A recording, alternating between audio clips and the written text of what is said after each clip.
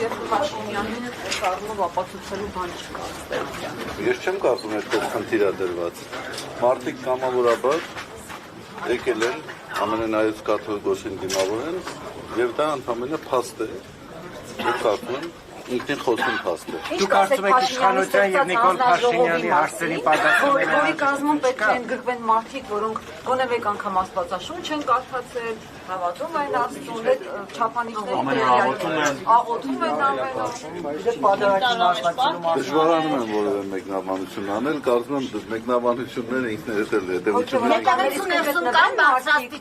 Եկեղեցու ներսում կան բարձրաստիճան սրբազաններ, ովքեր վեհապարին դեմ են։ Օրինակ Վազգեն Միրզախանյանի մասին։ Իհարկե ոչ։ Վազգեն Միրզախանյանը միանշանակ ընդունում է կաթողիկոսին։ Իհարկե։ Մասնակցել է վերջին հոգևոր խորհրդի նիստին։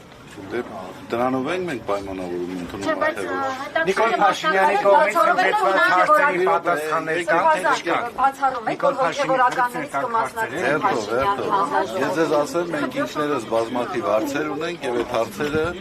պատասխաններ չեն ստացել։ Ասում է անհերքելի փաստեր ունի, որ վեհապարը զավակ ունի։ Մենք հիմա դուք եք տրվում եք հարցադրում։ Ես հարցնում եմ Մի հարցրեք։ Ուրեմն ես խնդրում եմ այն հարցադրումները, որոնք որ դուք խելամիտ չեք համարում, այդ հարցադրումները մի տարածեք։ Աննա Հակոբյանը խոսում է մանկապիղծ հոգևորականների մասին։ Այդ հարցերի բազմաթիվ անգամներ արձագանքներ եղել են։ Դա քրեական հանցակազմ է պարունակում իր մեջ, եթե նման տեղեկություն կա, կարող են դիմել համապատասխան մարմինների։ Ամբողջի միջոցով կաթողիկոսին հեռացնել հնարավոր կլինի։ Գիտեք, բռի ուժով ամեն ինչ էլ հնարավոր է անել, բայց ես կարծում եմ, որ մենք ապրում ենք,